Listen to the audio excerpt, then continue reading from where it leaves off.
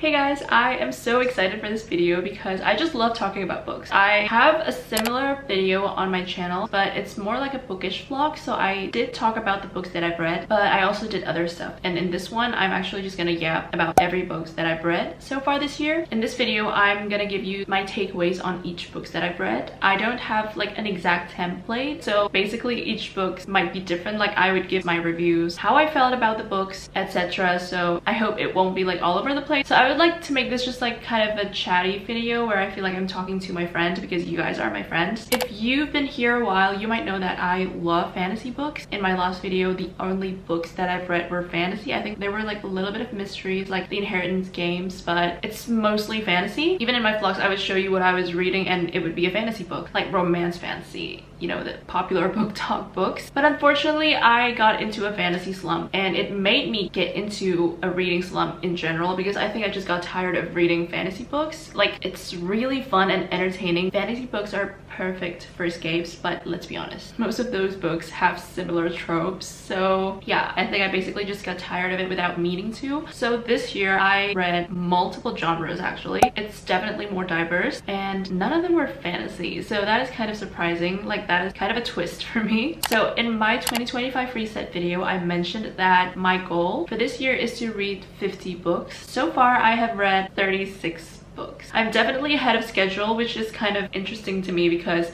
in January I didn't finish any book. I was still in a slump. In February I read 2 books, which were Emily Henry books, by the way, so they got me out of my slump because in March I went insane and I read like 12 books, I think. I just want to tell you that even though I'm going to be talking about some of the books, everything that I mention here will be no spoilers. So if I say anything about the books or the characters, it will be something that you can already tell from the synopsis or like the brief summary. So yeah, don't worry, I'm not gonna like suggest books and spoil the experience for you. Okay, I've talked too much for the intro. Let's just dive into it. I'm not gonna talk about the books based on the order that I read them in, but I actually divided them based on their genres. I'm gonna start with fiction just because I think it's more interesting to talk about first. And yes, I read a lot of non-fiction books this year. The first one is, I think it's most similar to what I used to read, but I believe this is more dystopian. It is Sunrise on the Reaping. This is the new addition to the Hunger Games universe. If you're familiar with Hunger Games but not with Sunrise on the Reaping, this book tells you the story of the second quarter quell, aka the 50th Hunger Games, aka Haymitch's Hunger Games. And oh my god, some people say that this might just be the best Hunger Games book, and I think I might have to agree. But this book is so heartbreaking. It's not even just heartbreaking, it will wrench your soul. Do you remember Haymitch from the Hunger Games trilogy? He basically drank his life away. He seemed to have no one in his life, but later in the story you found out that he's actually he's actually a good person. So you might wonder what made him that way. Well, you'll find out in this book. Plus, if you remember on the first Hunger Games how Katniss has this little friend called Rue and it was so heartbreaking. Well, Haymitch had lots of Rues, so that's all I'm gonna say. There's gonna be a lot of Rue scenarios there and you wouldn't even expect it coming.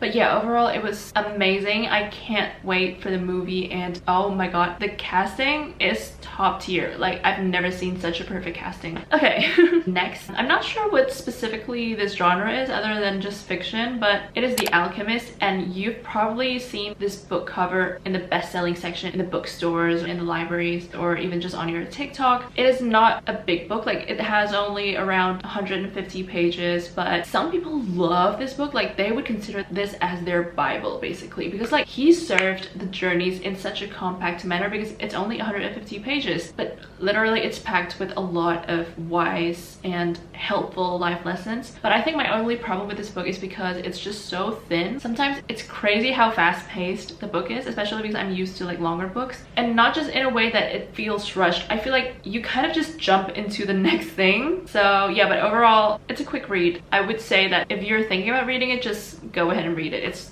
good. I would say that it's my favorite though. I don't know, it just, I'm missing the oomph for me from that book, weirdly, but it's just personal to me, you know. And the next book is The Midnight Library. It is also a popular one. This one has a little fantasy to it because basically the main character died in the beginning of the book and then she didn't get straight to the afterlife. She got stuck in the Midnight Library, which all the books are basically stories of her life if she made different life choices, you know what I mean? Like alternate lives based on her decisions. It's a bit philosophical and I really loved it. It has a lot of good life lessons as well. I remember after I finished reading that book, I think it was one of the best ones I've ever read. But the internet is kind of split between two opinions about this book. Some people really loved it, some people really hated it, I would say. I kind of get it. Like the people who hate it thought that the lessons in this book were kind of like just very in your face, like he was not being subtle about it. But I think this is good for people who actually want to read self-help books but in the form of a storyline. But if you don't like it that way, then it might not be for you. The next book has a little bit of fantasy in it too because it involves time travel. It's called Before the Coffee Gets Cold. This was written by a Japanese author, so I read the translated one, and some people thought that the translated version didn't hit the same. Well, that happens with translated books, I guess. It's a very light read. It's short. It has some amazing life lessons about partners and families and just life in general. I think there are 3 more books out of this series. I think it's just interconnected, but it's not exactly a whole series that you have to read all of them to get the ending. But I did read only the first one because I thought it was good, it was enjoyable, but I was not hooked enough to read the other books. The last one in this category is also a book written by a Japanese author. It stays at the Morisaki bookshop. I think it gives off a similar vibe to Before the Coffee Gets Cold. It's short, it's light, it has amazing life lessons, it's comforting. I think it's more comforting than Before the Coffee Gets Cold. And I heard that the second book is actually better because it already has the starting context, and then the second book got deeper with the storyline. So I already downloaded the book on my Kindle, but I haven't read it. Oh yeah, by the way, I haven't showed you anything. Like, I don't show you physically the books that I read because I read all of them on my Kindle. Moving on to the second category, which is literary fiction. I think this is kind of the most surprising genre for me because literary fiction is more character driven instead of plot. So as someone who used to read very much plot driven, fast-paced fantasy books, I didn't expect myself to enjoy literary fictions as much as I do. So the first one that I read was Normal People. I loved the series. I watched the series last year. Within the 10 episodes of Normal People, I cried 4 times. It's amazing. It's very realistic. I think a lot of people don't like it because they just don't like the characters and how mundane it is, but I think that's just the whole point. Sorry, I get like defensive over Sally Rooney. But yeah, it shows us this connection between 2 people. There are a lot of miscommunications within the storyline. It just feels so real, raw and vulnerable, far from perfect, but aren't we all? I just love that kind of story. Sorry, I'm a sucker for that. Because I love Normal People so much, I decided to read other Sally Rooney books. The second one would be Conversations with Friends. Once again, some people don't like this book because it's almost like it's justifying cheating. But the thing is, this book is not about cheating. Even though cheating is like a major point of the story, but it's more about the human behavior and the human minds, how complicated everything is. And it has witty banters between the main characters. I don't relate to the main character at all, but I love how I can see what might have gone through other people's minds, other people that are not similar to me. I love that. It builds empathy, I think.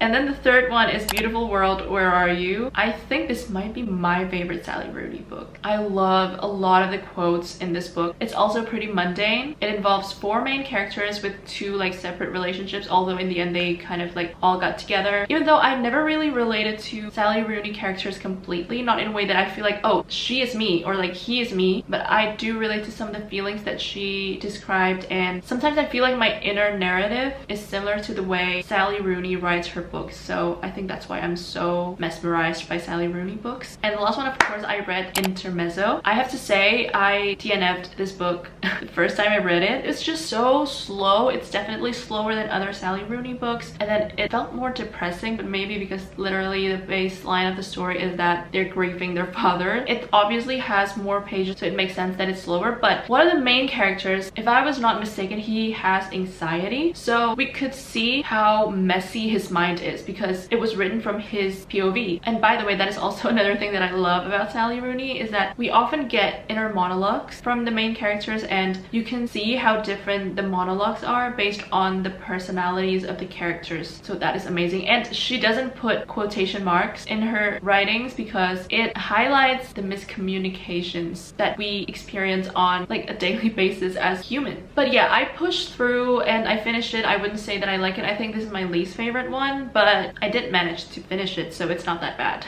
The next one is My Year of Rest and Relaxation. This one, I have to say, proceed with caution, please. the main character is highly depressed. I think it affected me when I was reading it. It was rough, but I think I read it because the summary of the book was basically the main character was very depressed and she wanted to have a year of doing nothing, of sleeping, but she wants to emerge next year as a different person, as a new person. So I feel like there's a glimmer of hope there that the main character is gonna be better instead of just like wanting to stay depressed forever, you know? The main character is kind of annoying, but I also kind of get how like you can't really compare it to people who are mentally healthy. The next book is Rani. This is kind of intriguing for me. I found out about this book on TikTok. Whatever I had in mind when I started reading this book, I was completely caught off guard. It was very much different and trippy, and the narrator was unreliable. Even the genre was not like solely literary fiction. It has a twist to it, which I did not expect. It kind of gives off Scream Queens vibes. It's a bit gore, I guess, but like if you like plot twists, this is a good one. But yeah, it's very trippy. Like even after I finished this book, I had to go through TikTok and see other people's reviews and what they thought about it, and people were split into the people who love it or like the one who are indifferent about it, and I think I might have fallen to the second category. But I don't not like any of the books that I read so far this year, so even if I am a bit indifferent about it, it's not bad. It's not something that I don't like, but it did give me like a new reading experience, so that's what I like about it. Now we're going to the category that maybe most people love, which is romance. So the first book that I started reading to get me out of the slum was actually Beach Read by Emily Henry. I just read all Emily Henry books synopsis and I decided to read Beach Read first because I thought it was the most intriguing one for me. I didn't know at the time that it was the first book that was released, so after that I just read it in the release order. It was my introduction to Emily Henry after so long, thinking that I want to try out Emily Henry if I ever want to get into romance, and I was not disappointed. I was hooked, I was touched, inspired. It's not just like a cutesy romance, but I realized that Emily Henry books talk about deeper life lessons and our relationship with our family and our mental health and a lot of other serious issues that are all important, but she wrapped it in a cute rom-com way, so I really like it. And then the second one that I read was People We Meet on Vacation. This one is a bit different because you kind of go back and forth with the timeline, and I like stories like that too. And then the next one, I tried a different romance author and I read The 7-Year Slip by Ashley Poston. It is so cute. It has a little bit of a fantasy twist to it because basically the main character lives in this apartment, like magic apartment, where sometimes when you get in, you're gonna be in the apartment but in a different time. You can go back 7 years ago or 7 years ahead if I'm not mistaken, but it's always 7 years, and you can meet someone who lived in that apartment in that time. But the whole thing is that because you're actually from different times, you're not supposed to fall in love with each other, but this is a rom-com, of course they're gonna fall in love.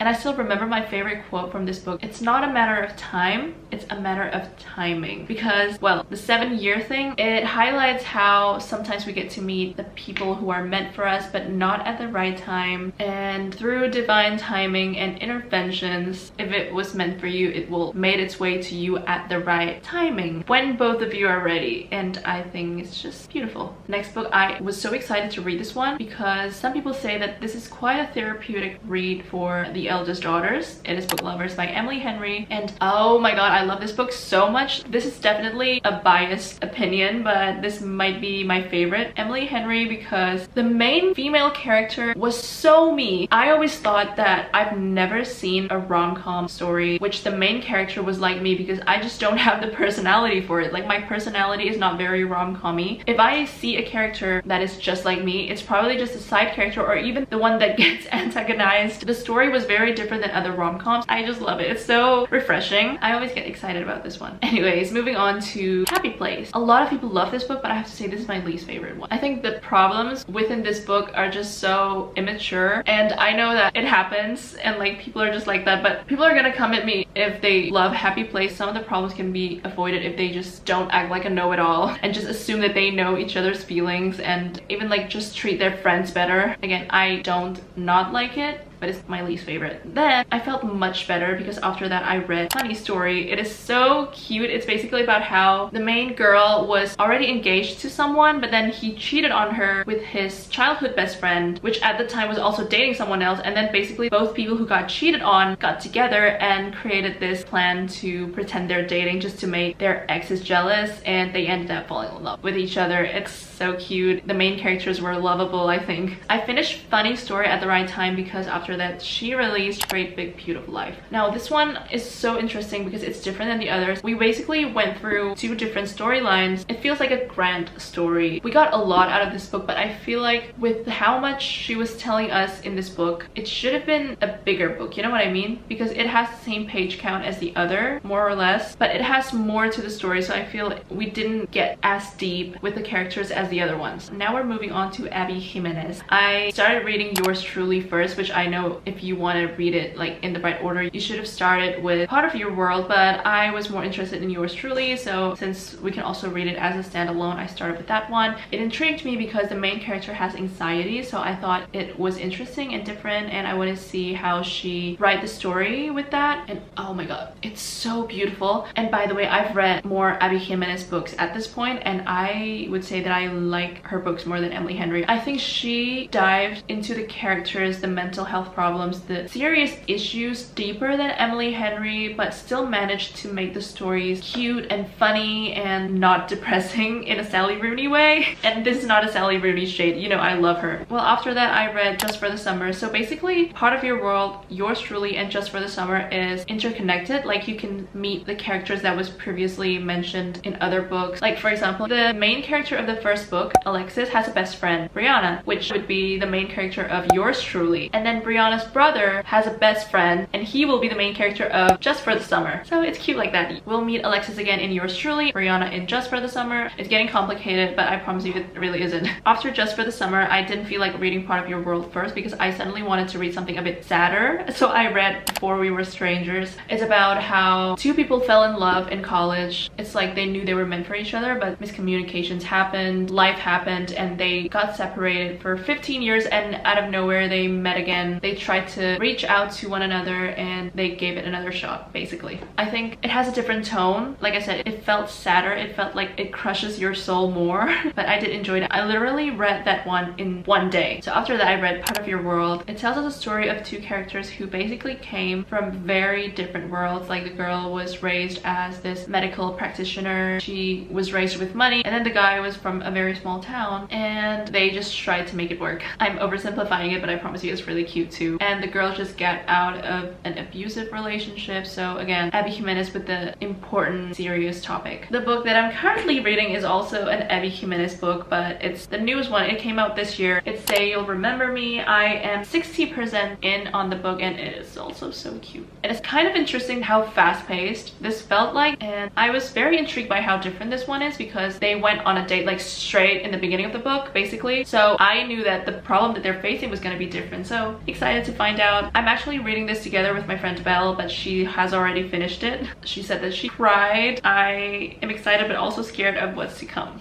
And I'm also planning on reading her The Friend Zone series because at this point I would read anything Abby Jimenez put out. Okay, this one is kind of different, but this got me out of the slump too. I read A Good Girl's Guide to Murder. It hooked me right from the get-go. It was very fast-paced. I read it in 2 days. I also tried to read the series on Netflix, but it was not as good as the book, in my opinion. I've downloaded the second one, but I haven't felt like reading it again because I wanted to read something more romancy lately. But yeah, if anyone wants to get out of a slump, I would always recommend this book. You guys, I got tired of talking in front of the camera, so I decided to do the rest of the video on a different day. Okay, let's get straight into the rest of the video, which is the non-fiction section. Surprisingly, I read quite a lot of non-fictions actually. I've never really counted them. Let me see.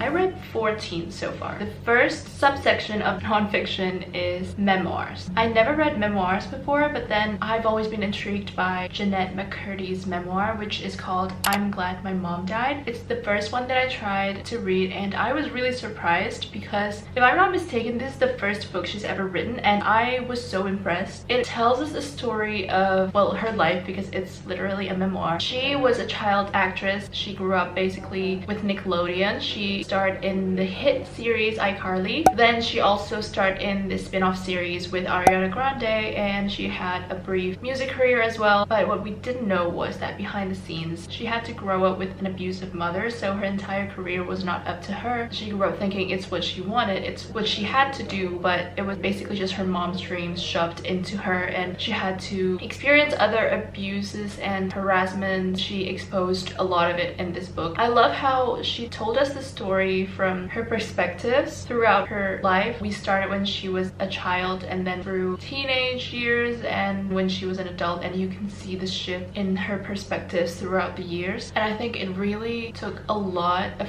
growth and healing for her to be able to write something like that. It's very inspiring. The next memoir that I read was by Madison Beer. It's called The Half of It. I think the concept of this book is really good. The idea was growing up as this famous singer known for her beauty. A lot of people want to be her, but what we see is basically only the half of it because we don't know what happens behind the scenes and what she's been going through. So she exposed more about what was behind the cameras, behind social media, to give us more perspective of her life so that we know if we want to be other people, we just don't know the full truth of it. Like I said, the concept is really good, the message is very beautiful, but I think my only criticism with this book is that you can tell that she's not super experienced with writing, but I still admire her for doing it because this is her first book, so it's very understandable. But at the same time, she released it anyway. It took courage to open up like that to write her story, and considering this was her first book, it was very impressive as well. Those are the two memoirs I've read so far. I want to read more. I actually have downloaded Emily Ratajkowski's book on my Kindle. It's called My Body. And now moving on to the next part, which is self-help or like healing books. The first one is actually the first ever nonfiction book that I read in like the last few years. It's called I Love This Version of Myself That You Brought Out. This is a book about heartbreak. The author basically just went through a breakup, and he wrote everything that he learned through that experience on healing and letting go and moving on, and how to make peace with your feelings and yourself. And some chapters he wrote it as his own journal entries, some he wrote as poems, some as letters that he never sent to his ex-partner. I'm not even gonna explain more about why I decided to read this book in the first place, but yeah, that was the first nonfiction I finished in a really long time, and it made me interested in reading more. So then I read This Is Me Letting You Go. It sounds pretty much the same as the first one, but this book actually has more messages other than letting go of a specific person. It's about letting go of a lot of things, like maybe our ideas of ourselves in our past, maybe a certain chapter in our lives. It's comforting. It feels like a warm hug. It feels like therapy. The next one is A Gentle Reminder. By the way, a lot of the nonfiction books that I read you can find on Thought Catalog, if I'm not mistaken. You can find them on TikTok. They share a lot of really good quotes, which is where I found out about most of the books that I read. A Gentle Reminder is a really good book for you to read like first thing in the morning. It sometimes feels like an affirmation, sometimes like an encouragement. It's just very refreshing. It calms me down if I read something like this in the morning. The next one is When You're Ready, This Is How You Heal. You guys, I feel like I'm exposing myself with what I read here. I had a problem with downloading this one, and I asked my friend to download it for me, and he had to ask me like, okay, here you go, but like, you're okay, right? And I was like, yeah, I just feel like I want and I need to read this. I really enjoy this one. It's basically the same as A Gentle Reminder, but this one feels deeper in like talking about those matters and gives you better understanding of a lot of things. Okay, the next one is Conversations on Love. This book talks about love in different angles, so like romantic love, friendship, love within your family. So literally, like the title, the author wrote down each of those topics as her conversations with different experts, and that is kind of like a unique way of writing a book, and I really like how refreshing it is, and I think it shifted my perspective on love. And then I read The Let Them Theory by Mel Robbins. If you like self-help, you've definitely heard of Mel Robbins. Even if you don't read her books, you've probably heard about her on YouTube or TikTok or maybe her podcast. I feel like this book is pretty popular this year, and I needed to read this book so bad because it's good if you're like me who struggles with things that is really beyond your control. You shouldn't even overthink it. It helps you prioritize which one you should focus more on so you can have a more peaceful life. And then I read this book called 101 Essays That Will Change the Way You Think. This is like one of the most popular self-help books out there. If you look up like productive aesthetic, you'll probably see on the photos people have this book on display just to add like an extra productiveness, but still looks aesthetic. Clean girl, productive. I'm rambling, but yeah, I saw this book a lot on Pinterest photos, YouTube thumbnails. It's the same author as When You're Ready, This Is How You Heal, but this one is more generic. It's not just about healing, it's about a lot of topics. They're all necessary to shift your mindset on things, to be more positive, be the best version of yourself. Oh, I actually read a different type of book too after this, which is Learning to Love Yourself, because this book contains only poetry. I read this book in literally one sitting, and I think it took me like less than an hour because it doesn't have a lot of content in it. I think it's kind of a good book if you want that kind of reminder. It's like affirmations too. Now this one is a little different too because this one is more psychological. It is called Attached. So if you've ever heard of the attachment styles, this was written by the author who did the research about attachment styles. You know, the anxious, secure, and avoidant attachment styles. I read about all of it in this book. I also did an assessment of what my attachment style is, and this book explains in detail about what it means to have that attachment styles. How did you have that attachment style in the first place? How growing up in different situations might have been the things that build that attachment styles in you, and what can you do to be more secure. Since I read that book, I talked to my friend who likes to read psychological books, and she recommended me to read The Road Less Traveled. I think this is the most psychological book I've ever read so far. It makes me feel zen. I can't explain it better. It's pretty complex, I'd say. And again, since it's psychological, it describes a lot about human behaviors and which things from their past might have led them to certain behaviors. That was kind of heavy, and after that I just read Everything I Know About Love. I really love this book. This is the perfect book to read when you're in your mid-20s. All your life you grew up with girlfriends, you're learning about what romantic love is, and then one day you just feel like everything's shifted because everyone's starting to get serious and get married, and you feel like, when did things change? And you're kind of like the lost single friend. You're just lost and confused about a lot of things. But I have to say that I didn't really enjoy the first third of the book. I don't know why. The first part was just slow. I got bored of reading it, I'm not gonna lie, but the rest made it worth it. Okay, the last book in this section, in this video, it is The Things You Can Only See When You Slow Down. This book was also recommended by the same friend who recommended The Road Less Traveled to me, so obviously she's such a good role model in this area. I don't think she's gonna watch this video because she's gonna get a big head, but anyways, this book was written by a monk. It's just very peaceful. It's a good book to read in the morning as well. It explores topics like life, the future, love, relationships, and spirituality. Every chapter, it always starts with a brief explanation, which is very brief, and then the rest of the chapter would just be poetry. So yeah, this is kind of refreshing too. Okay, that is the end of the video. It's a lot of books, by the way. By the time I post this video, I've read 40 books. I don't know if that's normal or not, but I feel like reading is the thing that I genuinely enjoy the most this year. It makes me happy. I feel like this year I learned a lot from the books that I read, and I really fell in love with that process. If you're still here, I can't believe you listened to me yap for all this time, and I feel like I always say that. Thank you for tolerating me. I really appreciate you guys. I'll see you on my next video.